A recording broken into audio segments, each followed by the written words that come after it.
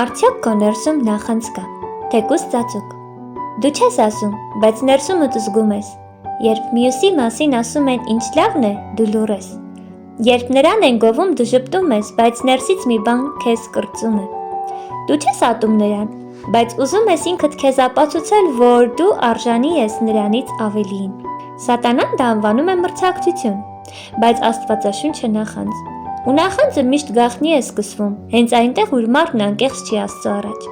Եվ սա քչերն են նկատում, բայց Աստված նայում է սրտին, ոչ թե միայն պահվածքին։ Նա տեսնում է, որքան նուրբ կերպով նայում ես ուրիշի հաջողությանը,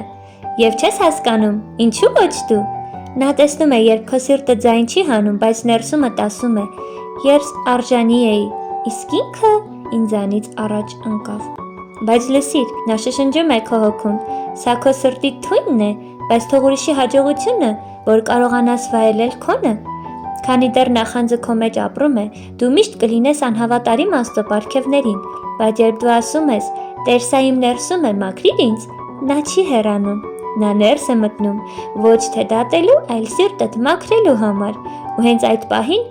սիրտդ ավելի ազատ կլինի, քան երբևէ։ Հիշիր, նախանձը փտեցնում է ոսկորները։